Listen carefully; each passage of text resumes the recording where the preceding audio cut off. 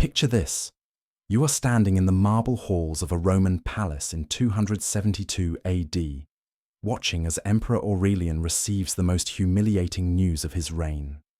A woman, a queen from the desert sands of Syria, has just declared herself ruler of half his empire. The messenger's voice trembles as he describes how she marched her armies across Roman territories, capturing cities that had bowed to Caesar for centuries. The golden eagles that once symbolized Roman dominance now lie trampled in the dust of her victories. Your breath catches as you realize you are witnessing the rise of the most dangerous enemy Rome has faced since Hannibal crossed the Alps. This is not just rebellion. This is revolution, led by a woman whose intelligence and ambition would challenge the very foundations of imperial power. Her name is Zenobia, and she is about to prove that sometimes the greatest threats to empires come not from barbarian hordes or foreign armies, but from brilliant minds that refuse to accept the limitations others try to impose upon them. Before diving into this forgotten story of courage and cunning, if you enjoy learning about the hidden truths of history, consider hitting that like button and subscribing for more content like this. And please comment below to let me know where you're listening from. I find it incredible that we're exploring these ancient stories together from different parts of the world, connected across time and space by our shared curiosity about the past. The 3rd century AD was an era when the Roman Empire teetered on the edge of collapse. Crisis followed, crisis like waves battering a crumbling seawall. Emperors rose and fell with the frequency of seasonal storms, most lasting barely a year before assassination or military defeat claimed their lives. The once mighty legions that had conquered the known world now found themselves stretched impossibly thin, fighting simultaneous wars against Germanic tribes in the north, Persian armies in the east, and rebellious provinces throughout the empire. Economic inflation ravaged Roman currency, while plague swept through cities that had once been monuments to imperial grandeur. Into this chaos stepped a woman whose very existence challenged everything Romans believed about power, gender, and destiny. Zenobia was born around 240 AD into the ruling family of Palmyra, an oasis city that straddled the crucial trade routes between the Roman Empire and the mysterious kingdoms of the East. Her birthplace was no ordinary desert settlement, but a magnificent metropolis whose towering columns and elaborate temples rivaled anything in Rome itself. Caravans bearing silk from China, spices from India, and precious stones from distant lands passed through Palmyra's gates, filling the city's coffers with wealth that would make even Roman senators envious. The desert winds that swept across the city carried not just sand, but the whispered secrets of empires, the knowledge of distant kingdoms, and the dreams of merchants who understood that information was more valuable than gold. From her earliest years, Zenobia breathed the intoxicating air of international politics and cross-cultural exchange. While Roman girls of her social class were taught to embroider and manage household servants, Zenobia learned to speak Greek, Latin, Egyptian, and Aramaic with native fluency. She studied the military campaigns of Alexander the Great and absorbed the philosophical teachings of ancient scholars whose works had been preserved in Palmyra's renowned libraries. Her education was not the limited instruction typically given to women, but the comprehensive training of a future ruler who would need to navigate the treacherous currents of imperial politics. The young woman who emerged from this unique environment possessed a combination of intellectual brilliance and ruthless pragmatism that would have impressed Cleopatra herself. Contemporary sources describe her as possessing extraordinary beauty, but they emphasize even more strongly her penetrating intelligence and her to inspire absolute loyalty among her followers.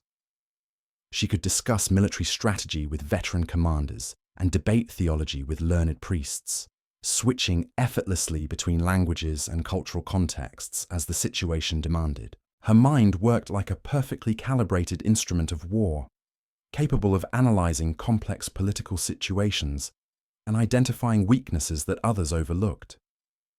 Zenobia's path to power began through marriage to Odenathus, the ruler of Palmyra, who had managed to maintain his city's independence by serving as a Roman client king.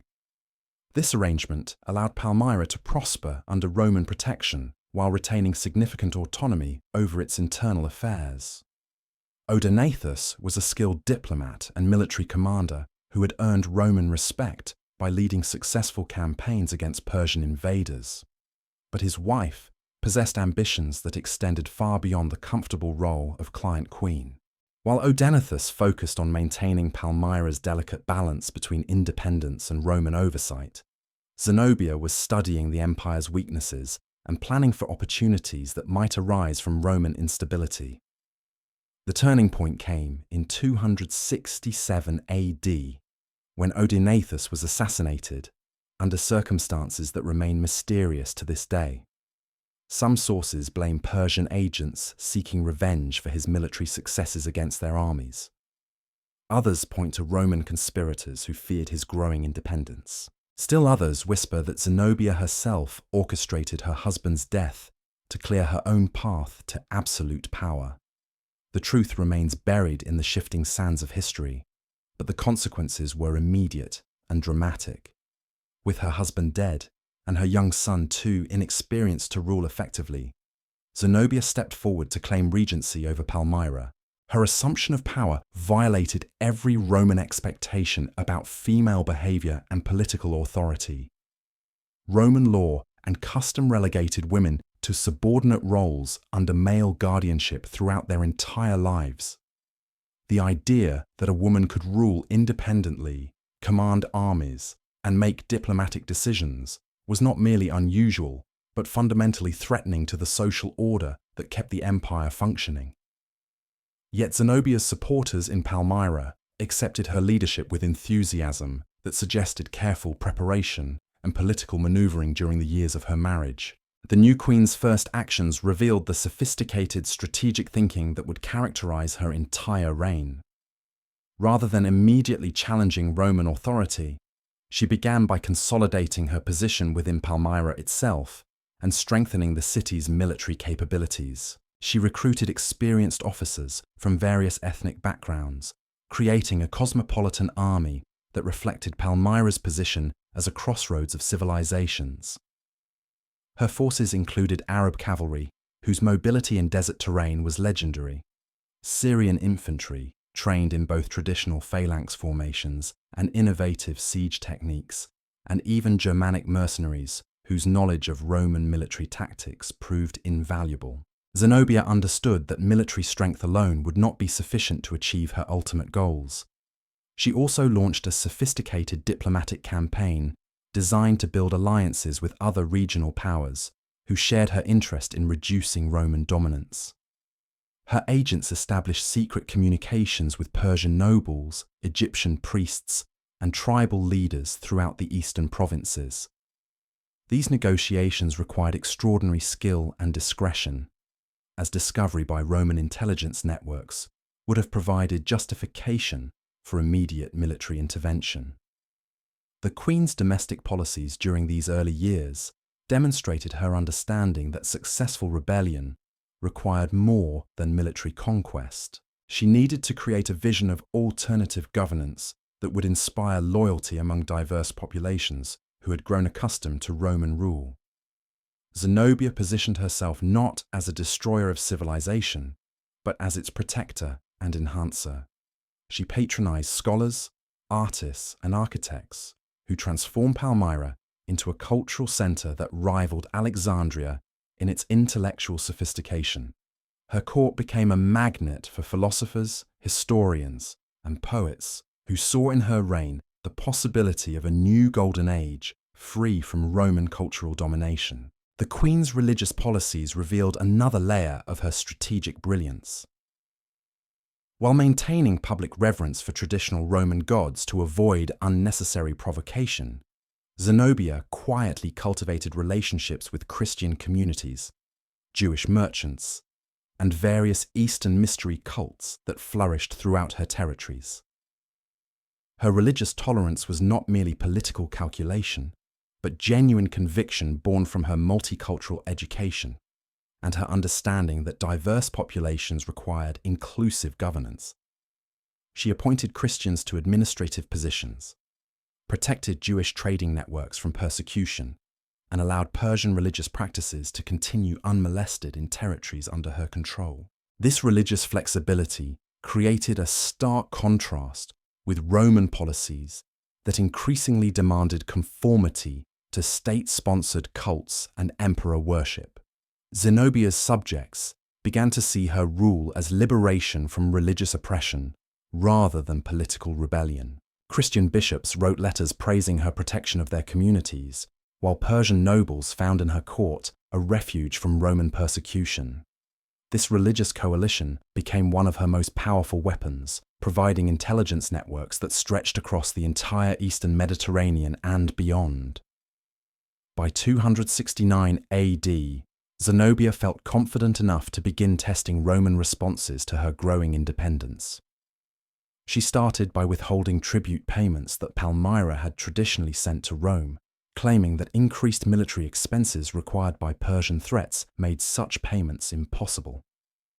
When Roman officials demanded explanations, her ambassadors delivered carefully crafted responses that acknowledged Roman authority while emphasizing Palmyra's unique circumstances and loyal service to the empire. These diplomatic maneuvers bought precious time while she completed her military preparations and solidified her alliance networks. The Queen's next move demonstrated her sophisticated understanding of Roman psychology and imperial politics. Rather than declaring outright independence, she began styling herself as the protector of Roman interests in the East, arguing that distant emperors in Rome could not adequately respond to the complex threats facing the eastern provinces. She pointed to the recent capture of Emperor Valerian by Persian forces as evidence that traditional Roman military approaches were inadequate for Eastern warfare. Her propaganda portrayed her not as a rebel, but as a more effective defender of Roman civilization than Rome itself. This messaging proved devastatingly effective among populations who had grown weary of imperial neglect and military disasters. Roman colonists who had settled in eastern cities found themselves attracted to a ruler who promised stability and prosperity rather than endless warfare and taxation. Even some Roman military commanders began to question whether their loyalty should lie with distant emperors who changed with bewildering frequency, or with a local ruler who demonstrated consistent competence and success. Zenobia's intelligence network during this period rivaled anything Rome had ever created. Her agents operated in every major city from Antioch to Alexandria, gathering information about Roman military movements, political developments, and economic conditions. She knew about rebellions before Roman governors, understood troop dispositions better than Roman generals, and possessed more accurate information about imperial finances than most senators. This intelligence advantage allowed her to anticipate Roman responses and position her forces accordingly. The Queen also understood that controlling information was as important as gathering it. She established her own network of messengers, scribes, and propagandists who spread carefully crafted messages throughout the eastern provinces. Her version of events consistently portrayed Roman authorities as incompetent, corrupt, or absent, while highlighting her own achievements in maintaining order, protecting trade, and defending civilization against barbarian threats.